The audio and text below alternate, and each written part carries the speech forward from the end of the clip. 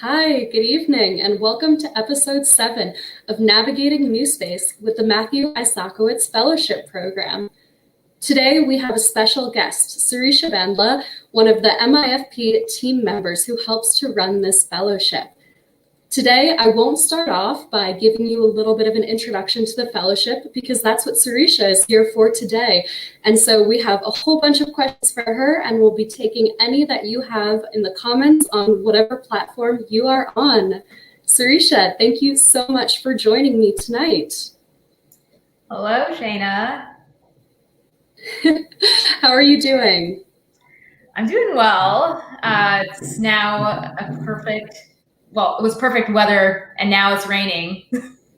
So this is why my hair, before we start, I did not follow everyone's advice for COVID to not cut your hair.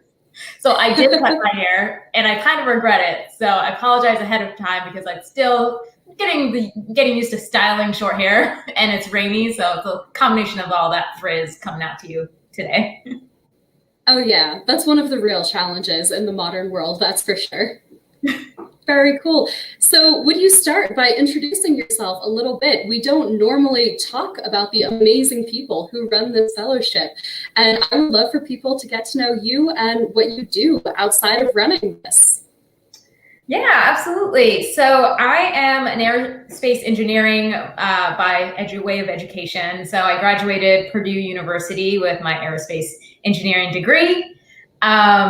Before that, I grew up in Texas and Indiana and grew up wanting to be an astronaut. So I have actually a very typical story of wanting to always grow up, being an astronaut, going into this industry. And when it came down to choosing a career and a school, I decided to go to a school where the first and last man on the moon went. So I went to Purdue University, graduated, went to L3 engineering, did some traditional design work, CAD work there.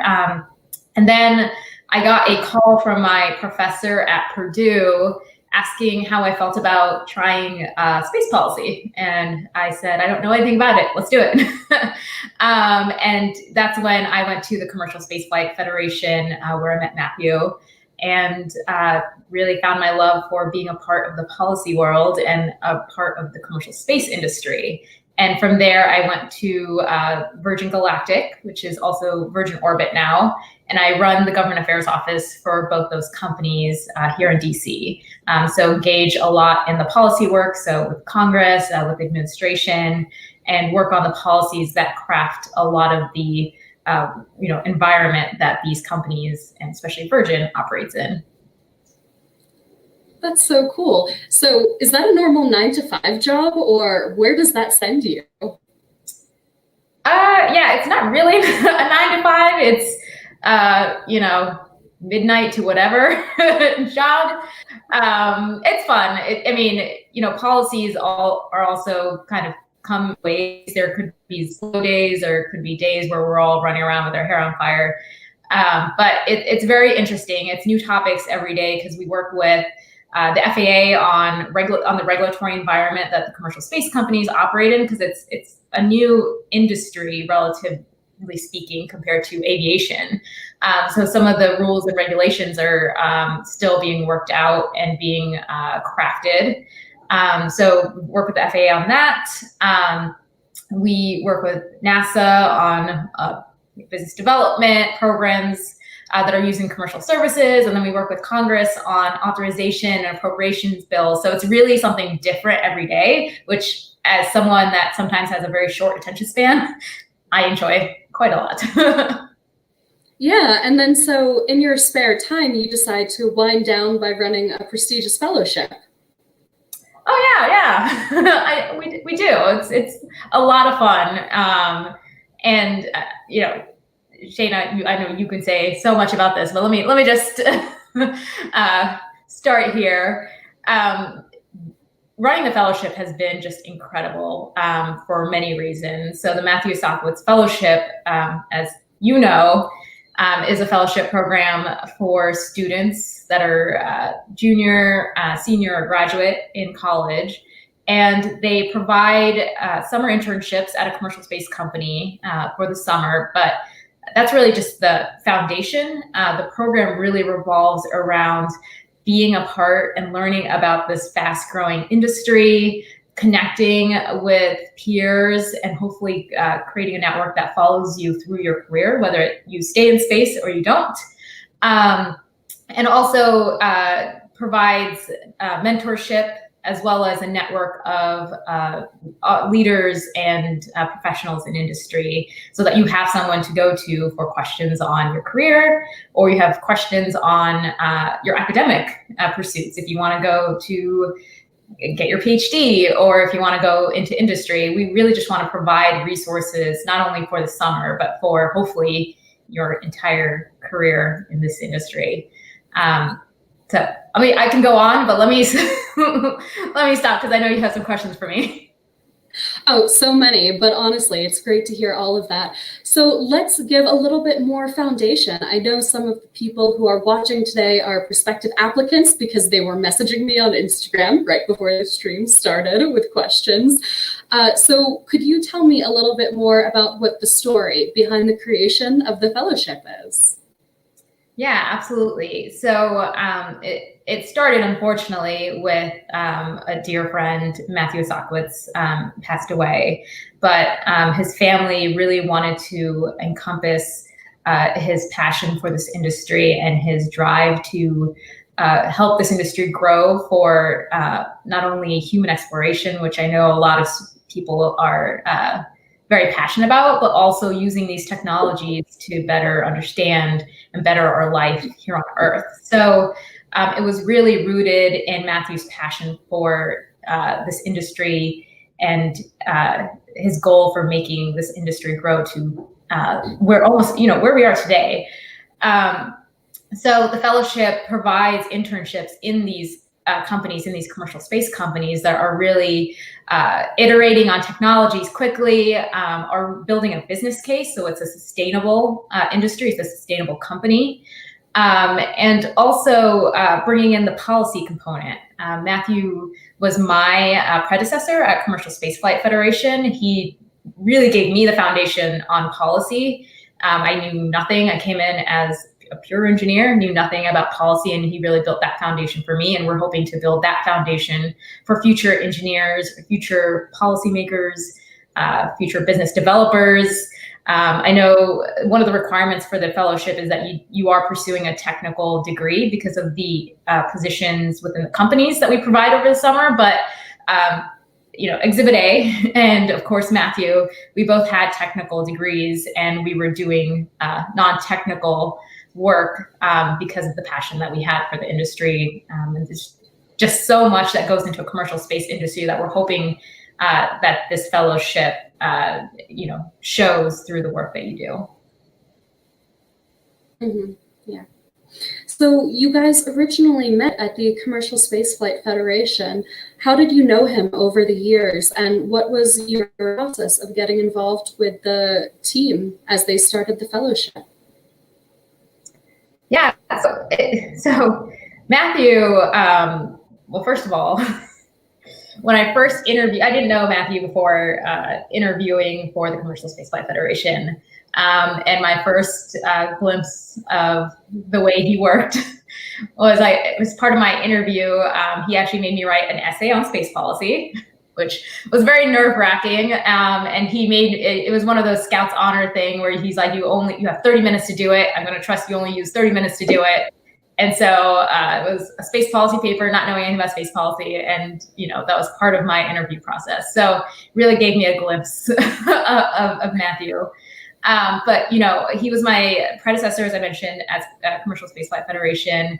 I got to know him through the work there, but he left for a commercial space company after I took the job. And me being still very new to this industry and very new to this policy world, I would bug him all the time. Texts, emails. If he didn't answer those, I'd call him multiple times a day, asking where certain files are. And he had no hesitation in helping me and guiding me until I got, the confidence. And that was really, really important for me early on. Also, as I mentioned, a part of our fellowship is the network aspect. Matthew really did provide my initial network in the space industry. It might not be super evident, or maybe it is. I'm more of an introvert sometimes. I prefer to stay in and play video games as opposed to a night out. And Matthew would he'd play these tricks on me where he would say, I'm going to this event. Why don't you just walk over with me? So I'd walk over there. I'd start talking. He'd introduce me to somebody. I'd start talking, and I'd look around, and he'd gone. He'd already left. And it was great. It was actually, I met my first really close friends through Matthew, and he really pushed me to get out there and build the confidence to learn to approach people and talk to them in a meaningful way, which I think is a good skill to have in life, but a critical skill to have in policy, especially here in DC. So, it's those kind of things that really stayed with me and helped build my career. So fast forward, I am at Virgin Galactic, and the president of Virgin Galactic at the time is Mr. Steve Isakowitz, Matthew's father. So I was able to build a relationship with Steve as well through Virgin. And, unfortunately, after Matthew passed, the family really wanted to continue the passion and the legacy he had built for commercial space through this fellowship. And they had asked me to help out, and I jumped at the opportunity, and it's been one of the best decisions of my life. That's really amazing. I'm so glad that you got involved with this program because, speaking for myself and other fellows, you contributed so many amazing things to our experiences in it. I'm so glad. I mean, this is one of the best parts of the fellowship, is getting to know you and the fellows. And it's great because we see these passions and these skills that Matthew taught me already in a lot of you. So I know all of you are going to be growing up to doing successful. I say growing up like we're not already adults, by the way, but advancing through your careers to. Where do we want to be when we grow up? So yeah. That's amazing. About what you were saying earlier, by the way, how he was the ultimate networking wingman.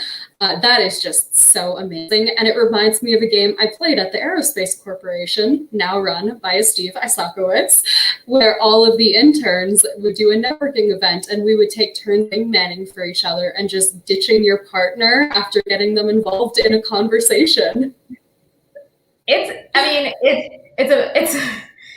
It's a tactic that works, and you may not be happy at the time, but it works. So what was the actual creation, getting that first year set up? What was it like to do that? So it was a lot of talking and phone calls. It probably isn't as glamorous as people might think, but Steve has an amazing network of people and people he's worked with throughout his very extensive career, both in government and in private industry. And as a testament to the work Matthew has done and the relationships he's built and the people he's helped throughout his career, it was actually really easy to get people involved and wanting to help, like the mentors, the host companies. It wasn't like we were convincing anyone to be a part of the fellowship. So from that aspect, it was incredible to see people stepping up and wanting to be a part of this fellowship and be a part of Matthew's legacy and continuing it through this program. So it was a lot of phone calls. It was a lot of late night calls. So just a lot of talking and putting everything together. But in terms of the resources and the help from companies and people, it was just easy just because of what this fellowship embodies. Everyone wanted to be a part of it. That's awesome. I'm really glad that you guys had that support going right off the bat. Yeah. So thinking about it, we've talked a lot about what the fellowship involves. It has this internship, it has this summit component, and it has the executive mentorship. That's kind of the formula that's being used to help network in these new leaders. How much of who Matthew was is really embedded into how the program runs and into what makes it so successful at bringing groups of us together? Yeah, so I think we built it around Matthew's passion for commercial space. So he's also, we talk about his work at Commercial Spaceflight Federation, but he's also a very gifted engineer. So that's one of the reasons why we are looking for technical students, so students pursuing technical degrees. We find often that those pursuing technical degrees don't have too many opportunities to be able to see the business side and the policy side. I don't know if this has changed because I'm now older, but when I was graduating college, it was really people wanted to work for NASA and wanted to work for some of the more traditional contractors, which there's nothing wrong with that. We just wanted to show the other side of the space industry, the side that focuses not only on government business, but commercial business and building a business case and this fast-paced technology, iteration. So that's really, how we plan to, put the fellowship in, take Matthew's gift in engineering, but his passion in commercial space and business and opening space for all. So that's really what we were striving for and how we run the program. So we get gifted, talented students in a technical field, place them in the commercial space industry so that they can see the business side. And then we have a summit at the end of the summer, pre-COVID era, of course. Last year, I say last year, this year, we had an amazing virtual summit, and who knows what the future will bring, but we're hoping to do an in-person summit again. But the in-person summit brings together all of the fellows so that they can meet each other in person, and go visit different companies, tour different companies, learn about the companies from the founders, which I think is a very interesting aspect to the commercial space industry. Many of the companies, you still have the founders walking the floor. and we'd like our fellows to connect with them and get that side of the story as well as talk about, how to start a business, the financial portion that no one talks about, and learn about the policy side. So all of that comes in at the summit at the end of the internship as well. Got it. And we've had 3 years now of fellows. Yeah, 18, 19, 20. Yeah, this has already been 3 years of fellows. This morning on our private social medias, we've already begun floating the idea of a 10-year reunion, just a massive gala full of space nerds. So that would be amazing. that would be quite an event. I think that would be a lot of fun. What are the themes of that reunion would be? Oh, you cut out there for a moment. What did you say? I was thinking that the fellows would come up with some crazy themes for reunions, and I'm really excited. It would probably be not just fun, but like a fair amount of work involved too, knowing us. Yep. Yeah, that kind of stuff happens. So from the last 3 years of fellowships, what has been your favorite memory so far? Oh man, what's been I liked, I think, the birthday boy, Josh Ingersoll's, I know is on here. I think one of my favorite memories is his reaction to being told he's about to step in a room with Elon Musk. I'm glad I floated that photo last week. I floated that photo. I downloaded it and I was like, is this cool? Can I actually share this without him getting mad on like public live TV? I'll have to talk to him about putting that up on the next interview, which is actually going to feature him. So it may be perfect timing. I think the answer is yes. I don't know what he says. One of my favorite memories, I think, each class has just, different highs, and I love the last day of the summit when we're able to talk about,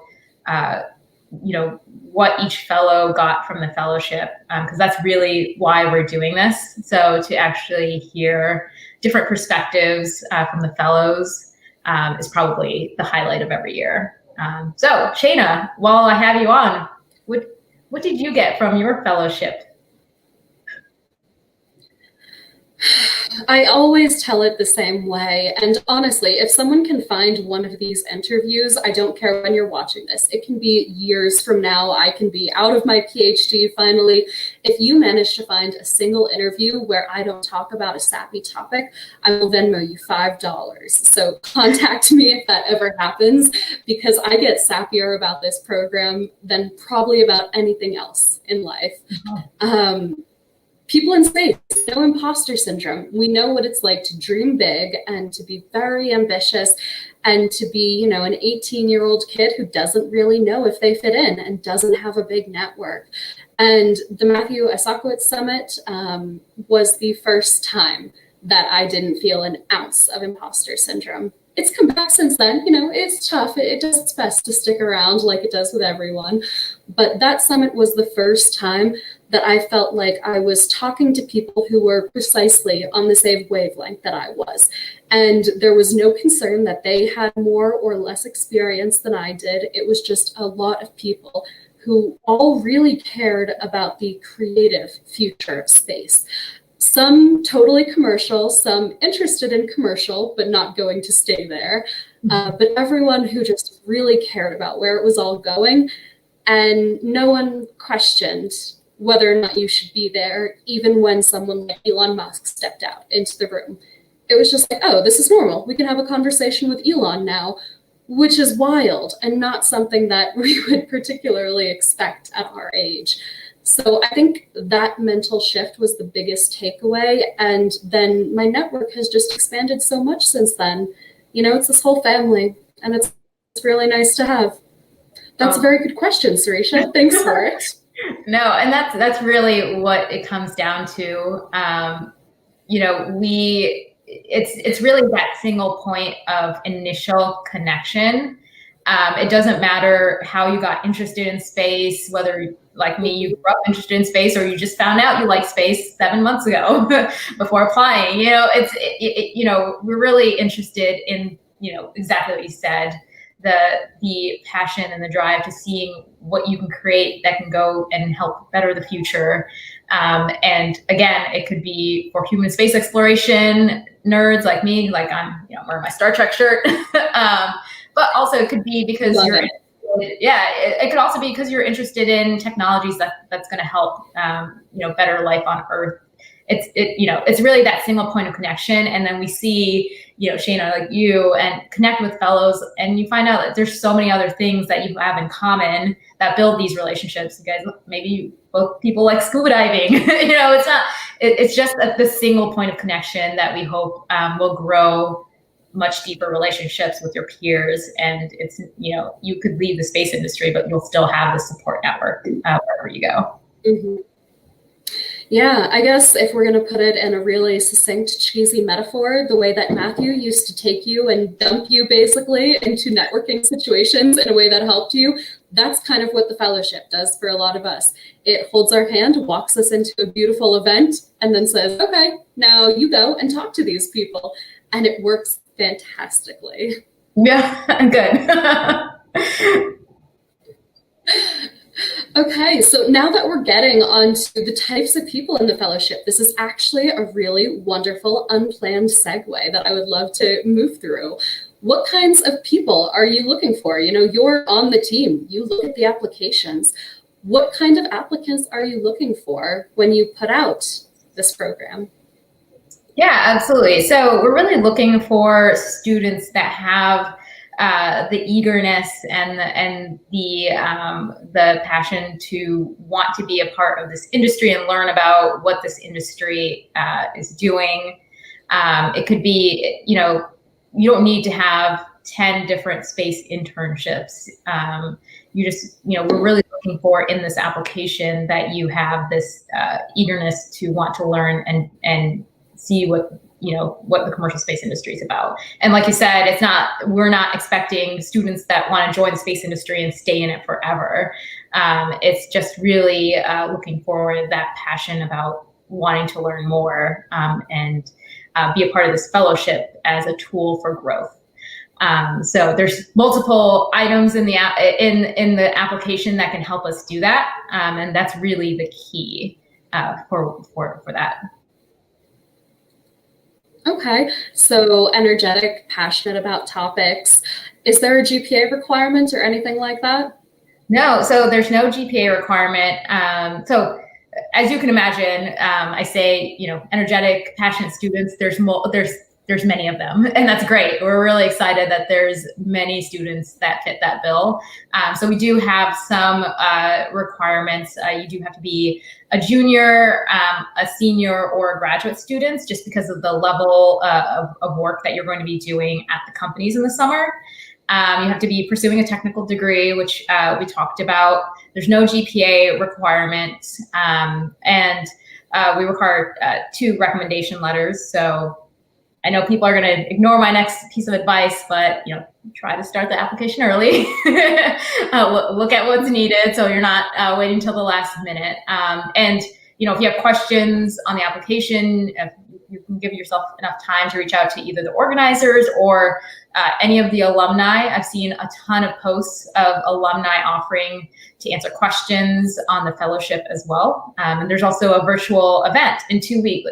I think exactly 2 weeks from today, being put on by fellows, alumni fellows, if you want to learn more about the application process. Oh, there we go. Sorry, I know, you're just stealing them. It's not fair, but I guess I should have shown them to you ahead of time if I wanted them to be mine. You have to call dibs, I think, is the traditional method. So I'll put this up again, and I'll mention a couple of other tips at the end of the interview, but this will be coming up again in 2 weeks. So if you stick around to the end of this, or you go back to the video later and skip to the end, you'll be able to find this information. We will also post some information in the comments afterwards as well, because that is super important, asking questions and getting the applicant information. Ooh, I cut out there for a moment. So on the note of starting early, do you have any other tips? Because obviously that one's going to be ignored. These are engineers we're talking about. Do you think there are any tips that these people will follow that you could give them? Yeah. Okay. So if we're going to ignore the starting early, at least just, take a look, to start the application, take a look. So there's a general information section, pretty straightforward. And one other requirement I probably should mention, we're limited to U.S. U.S. citizens or permanent residents just due to export regulations for some of the technical positions at the company. But just look at the application early so those kind of eligibility requirements now. And then there's essay questions, and that's really where we that's really how we determine the energetic, the passionate, the drive side of the student. So take a look at the essay questions. Take some time to think about what you'd want to write about. They're pretty short, so you could do it really quickly. But if you take a look early, you have some more time to plan. And then, as I mentioned before, we're not looking for students that have had 10 internships in the space industry and have this boatload of experience. If you look at just take some time and look at your resume, there's different ways to show that you're driven and passionate about this. It could be through extracurriculars. If your school doesn't have very many extracurriculars, you can talk about some of your other passions. And you can show drive through, if you're a passionate cello player and you started, the music club at your school, that's something to mention. We see that, and we see that you take initiative and aren't just waiting for things to fall on your lap. And I think those are the kind of qualities that may not directly relate to the industry, but we do take notice on those kind of items, and it's important to include in your CV or resume. Yeah. So I actually have something specific to this year. I was on a call on Friday. A prospective applicant reached out to me and wanted to ask some questions. So we hopped on a 30-minute Zoom, and he, asked me all of these amazing questions about space. And one thing that he asked me was, it's COVID. I can't join clubs at school the way I normally would, or some of my clubs have been interrupted in the middle and I'm not able to do the stuff that I normally would. Are there any ways that you would suggest that applicants work on their application, or even ignoring the application, ways that they can stay involved in things they care about during COVID and all of this? Yeah, absolutely. So there's some really awesome organizations. I talk about Space Gen all the time, and they move to online content. So that's an international organization of students and young professionals that put on virtual conferences so you can network with industry professionals. They put on workshops for certain topics within the aerospace industry. It's not just commercial. It's, they range a wide variety of topics from science to engineering. So there's groups like that, and it's free to join. So the groups like that you could join and be involved and be a part of, certain clubs. It's almost like a club that you'd be at school. I think SEDS is also still a pretty great organization that I have to ping my friend John Conafe, who's all-knowing of SEDS, but I can't imagine that they're not doing some online items these days as well. But there's organizations like that that I think you can still be involved. And it's, there's a lot of, most things about COVID era are bad, but it has been easier to connect with people because everyone is moving online and because everyone are moving conferences online. So you might not be able to travel, but you were able to attend these events much more easily. So there's a lot of opportunities. Again, Space Gen is probably one of my favorites, and I probably shouldn't have said it's my favorite, but it's one of my favorites. And I definitely encourage everyone to check that out for opportunities. Absolutely. I'm also very involved in Space Generation, also known as SGAC, and I couldn't recommend it more during these times. When you can't do stuff at school, you just have to resort to that awful thing, the internet. Yeah. It's tough, but again, I think it's easier to join conferences that you wouldn't be able to go to. The Space Generation Advisory Council has one of their main events at IAC. Which this year would have been in Dubai, which is very hard for a lot of students to get to, but they moved that, online, and it was much easier for people to join. So there is just a small silver lining in that sense. Yeah, absolutely. And we were talking about types of applicants before, any tips.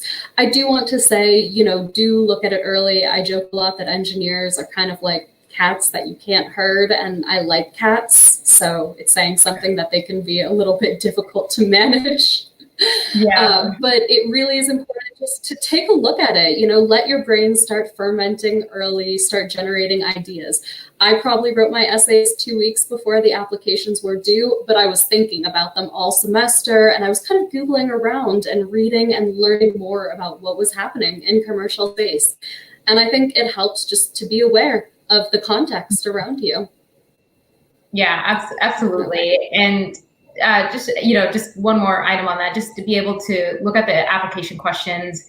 If you had to answer it right on the spot, I'm sure there's many gifted writers that could do that, but we're really looking at how you're really thinking about the questions that we pose and taking into account current events as well. So just, a tip, think about what's happening in industry, what's happening in the world right now. We'd love to see that feed into your application essays. Absolutely. That's a really good tip. I think that's one that myself and a lot of other fellows pass on all the time. When you're writing these essays, don't just write it based on the knowledge that you had years ago. Find out what's happening and, just stay informed as you go through it. So you have about 1 million amazing applicants. I've known people who have applied and gotten in, and who have applied and who haven't gotten in, and they've all been absolutely incredible. How do you, what's the hardest part about getting through that list of applicants and bringing it down to the final numbers? Everything. Honestly, Yeah, I honestly don't even know how to answer that question. I mean, it's a lot of, we look at the main items, eligibility is number one. And then really it's the application questions. It's what stands out in those questions that I think really shows, it's really our first glimpse into who that person is. Because at this point, when we're looking at all of these applications, we haven't talked to most of the students we haven't talked to, unless, I've randomly run into some of the students at a networking event or something.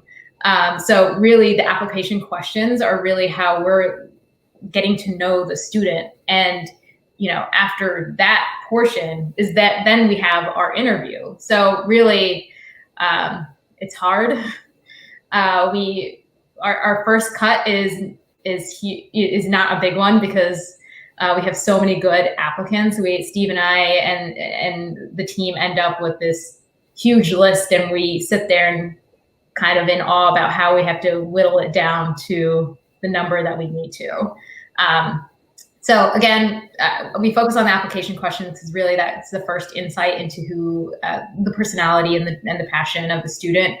And then we probably end up doing a lot more interviews than we should because there's just so many students we want to talk to based on the application. It's very hard. Mm-hmm. I bet. And you guys always do them yourselves too. It's, never delegated out. You are speaking directly to the people who run the program when you are getting selected. Yep. Yes, you are. I mean, for me as an applicant, that was horrifying. I was like, wow, oh my gosh, I need to be so smart, so eloquent, so good at English all of a sudden. Yeah, I mean, I know you either get paired with Steve or myself for the interviews. I'm a little bit more awkward than Steve, so I'm hopefully that brought down the wall a little bit for the people interviewing with me. But I can imagine the students that see that they're interviewing with the president of Aerospace Corporation. That can't be a thing that lowers people's stress these days. I found out the morning of my interview who he was. I did not know that until the morning of, and I was like, no way, this can't be happening. I am not prepared mentally for this. And at the very end, he asked me. Yeah, but I was gonna say the great thing is once you start talking to Steve, I mean, it's so easy and it's a fun conversation. So it's just really a mental thing. Oh yeah, Steve is absolutely the best. I can't do enough shout outs to him for the way he runs the program. And I also got lucky. My internship was at the Aerospace Corporation, so I had a ton of interaction with Steve. His office is fantastic. I think a lot of Brown's stuff, if I'm right, and if I'm wrong, I'm sure I'll get a sternly worded email afterwards about the correct sports team. He's just fantastic, though. At the end of my interview, he asked me what my favorite sci-fi movie was, and for a minute, I couldn't remember a single sci-fi movie that I'd ever seen, ever. And I was like, oh my gosh, this is the question I fail on. This is what ends me. Exactly. Yep. Oh my gosh. But the interview process is great. And I'm sure that really helps you guys get to know people instead of just looking at the paper application, really getting to see if they'd be a good fit for the program.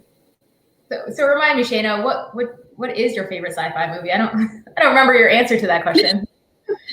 Oh gosh, things I don't remember. My answer has been for a very long time Gattaca. I saw it before I was interested in space. I go for the cheese a little bit, and watching someone, just struggle so hard to get to space and then do some really cool moves like blowing cigarette smoke into a glass and pretending he's on Titan, that just evokes all the emotions for me. And so Gattaca, forever and always. That's a great choice. Yeah, I remembered it eventually. It just took like 10 agonizing seconds of infinity until I remembered how to talk. Yep. Okay, so I'll stop nostalgizing English. It doesn't happen. We will remove the nostalgia and continue forward with a few more helpful questions as we wrap up. Hopefully these will help people understand a bit of where the team is coming and just a little bit more about why this fellowship is super important. So young people, this fellowship is targeted at young people. I'm not sure there's an age requirement, but I have yet to see anyone in the fellowship be a returning student. You know, it's supposed to be someone who's graduating undergrad or who's in grad school and who has this strong interest in commercial space. What role do you think all of us will have as we enter that industry? And why do you think it's so important to really help everyone who is in that age group gain their footing? Yeah, absolutely.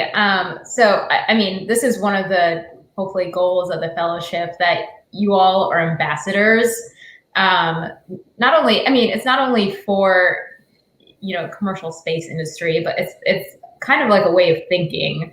The commercial space industry needs, you know, business majors, we need finance, we need lawyers. And, you know, again, commercial space is often not well known still. I mean, I think a lot of people think about SpaceX when they hear commercial space, but, you know, hopefully through this fellowship, you learn not only about some of the companies that are in the industry and have made it, but really why and what they're working for.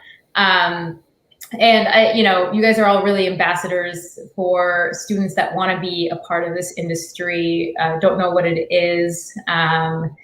Hopefully dissipating some imposter syndrome for students that want to be a part of any aerospace company, because especially for women and people of color, you don't often see, I don't often see students that look like myself in this industry just yet.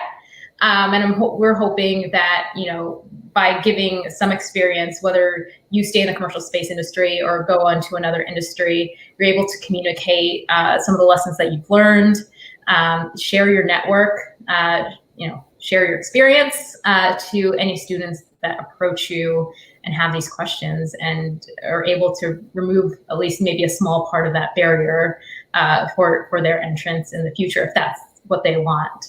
But really, we're hoping that you guys share the knowledge and we're able to increase this network and increase who is able to join in this industry, and really open doors if they want to be a part of this industry, that there's a way to do it. Absolutely. Now I want to bring up one question from our perpetual favorite, Josh Ingersoll. Happy birthday, by the way, Josh. I'll throw up his question that he posted on Facebook earlier, but I kind of want to deviate and move around it. He asked how your MBA has really benefited you in your career. Makes total sense. Great question. Something that I've noticed, a lot of the fellows have multiple interests. Very few of us are good at just one thing. Some of us are writers, some of us are interested in policy, some are good at multiple types of engineering, but it's a lot of intersectionality between different fields.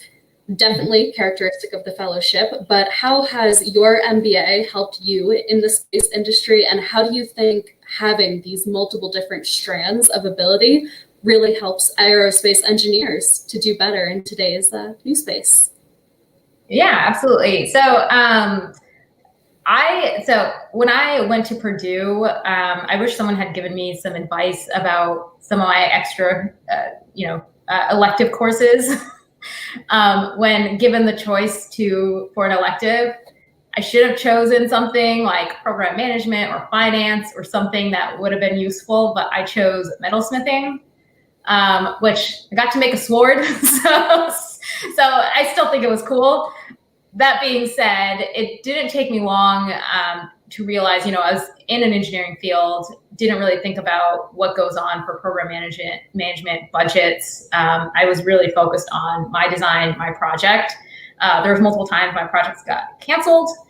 It's very frustrating, but in the back of my mind, I moved on to the next project. But as I got into the policy world and got to work with more commercial space industries, I realized that, I was focused on the technical portion, but had no idea what was happening in terms of managing the project, the policy influences of programs that are driving the work that I'm doing. All of that really plays a role in a successful business in the commercial space industry. So when I first started this, I felt very overwhelmed. I was very purely a technical person. So I went to GW, got my MBA, and also took my electives at Policy Institute, which was run by Dr. Scott Pace, who is now running the Space Council. So it's really cool to have that kind of experience from Dr. Pace. And it really helped me put a lot more pieces together. I thought the accounting, I hope I'm not offending anybody by saying this, but I thought some of the courses, the actual workload was easy, like accounting and all of that. I actually just created MATLAB codes to help me do a lot of the work. But really understanding the fundamentals there has helped me in the business aspect of the job, which in policy, there really is more than just your technology has to work for you to have a successful business. So that has helped me. But if you do not want to get an MBA, my advice would be, maybe take one of your elective courses in a finance or program management or in the business school of your college. So that could help. That would help. Very cool. Thanks for that answer. I'm also working on finishing a program management degree. So it's nice to see that kind of stuff does help and that it's not just more essays and Excel spreadsheets. Absolutely. Awesome. Yeah. So you have been our longest interview to date because we had so many questions about the fellowship. One more to close up. Where do you hope to see the fellowship in 5 to 10 years? I hope to see multiple 5-year and 10-year reunions with awesome themes and dress-up costumes. Maybe a project that has to be done during the reunion. I'm really excited to see the fellowship continue to grow classes because, I think one thing we talked about was the network of peers, and each fellowship, I'm really excited to see that class connect not only with their years peers, but also the years before. And, 5-10 years, I can't imagine all of the amazing, rock star ambassadors from the fellowship that we're going to have, not only in industry, but in academia, in, other industries. And I'm really excited to just see the network and see what all of you all do. I'm just really excited to just continue to produce these ambassadors for the greater good, to sound cheesy. I mean, either cheesy or a really dark reference to Harry Potter, but either one you want, I'm happy with. Okay, I always say I shouldn't say this and I say it anyway. I actually never finished the Harry Potter series. I know. Controversial hot takes on this interview coming in just before the bell. I know, I thought I'd throw that nugget right before we end. Oof. Okay, I don't think I have enough time to come up with a coherent answer to that, but we will certainly be talking about this later. I know. Sirisha, thank you. The Dune trailer is out, though, so I will be watching that. I saw that. I'm so excited. And someone posted about, I think, Sphere, a show that just got picked up maybe by HBO based on a really good sci-fi book. So I am going to go and order that book because I need to know what to say to Steve next time he asks me what my new favorite shows are. Always thinking ahead. Always got a plan for it. Sirisha, thank you so much for joining us and for, taking such a big chunk of your evening out. I really appreciate this. And I think it'll really help a lot of the applicants who are listening and watching in future. So just thank you so much. Thank you so much. And, again, if anyone has any questions, we have amazing class of fellows, alumni fellows that are willing to help. And if anyone needs to reach out to me, my email is sirisha@matthewfellowship.org. So just shoot me a note. Shayna has my contact info, and we're happy to help. And we're excited to see the incoming applicants in our 2021 fellowship. Absolutely. The best thing you can do as a prospective applicant is reach out and start talking to us because we love talking to all of you. Awesome. Thanks so much, Sirisha. I'll talk to you later. So, like we were just talking about, the applications are open. It is no longer some tentative thing in the future. Applications are going right now. So you can start to learn more about this fellowship today. You can go to the website. You can follow us on social media. I have to choose which ticker to put up right now. There's just so many options. So the first one, learn more about the fellowship, Matthew Isakowitz Fellowship.org or Matt Fellowship on social media. We love to talk to you all. So all you have to do is reach out, and then the link to the applications are open. So if you find us on social media or you go to the homepage of the website, go check out the application. We're going to start, we just got a new recruitment team and a new social media team. So a lot of new stuff is going to start coming out. And the more you keep up to date, the more you'll learn about space, about NewSpace, and about the fellowship. I will end today by leaving the digital info session information up, which will be run by Josh Ingersoll in 2 weeks exactly, at the end of this broadcast, so that you can copy it down if you would like. And until next week, when we get to speak with Josh himself about what recruitment is going to look like this fall and what tips he might have for applicants, that is all. See you next week. Bye.